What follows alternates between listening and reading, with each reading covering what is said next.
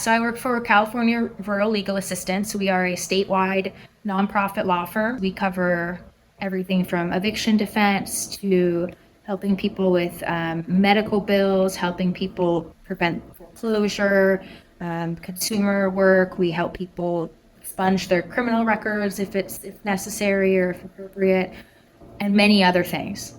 Where have you found your work been drawn lately? I came here from doing housing law. So I am a housing nerd. Although I did work on, still do work on a lot of environmental cases, I really have been gravitating more and more towards housing work, and particularly mobile home park work. I have sort of a personal passion for mobile home park work. I think that those of us that do, we're kind of nerds, kind of a small group of people.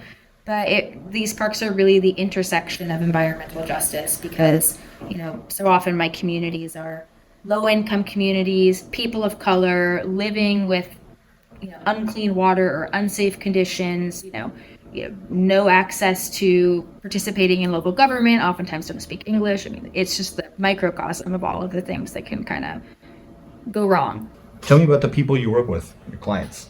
My clients kind of are across the spectrum in different personalities and types. And one park that I work with a lot is a group of indigenous Oaxacan farm workers that are all from the same town in Oaxaca. And they're here and they're a very tight-knit community, and they're going to be actually buying their mobile home park as a cooperative.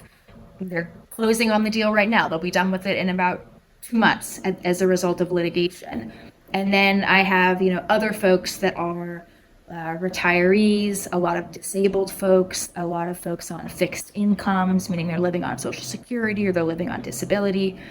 We have a lot of working families, a lot of single mothers. And there's been a realization by housing investors that mobile home parks are a very stable investment because people own those homes. They will do so much to stay in those homes. So they're really ripe for investment.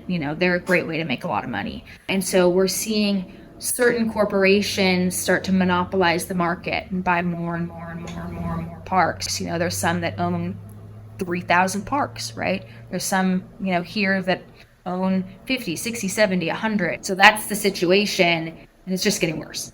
Families and housing has got to get pretty personal. What's that like? Oh, wow, that's really real. So it is very personal. At the same time, having that relationship with my clients really is motivating to just fight really, really hard. I cannot imagine a better job. I could not see myself doing almost anything other than this. This is a dream job for me, and having those client relationships is really what makes that true.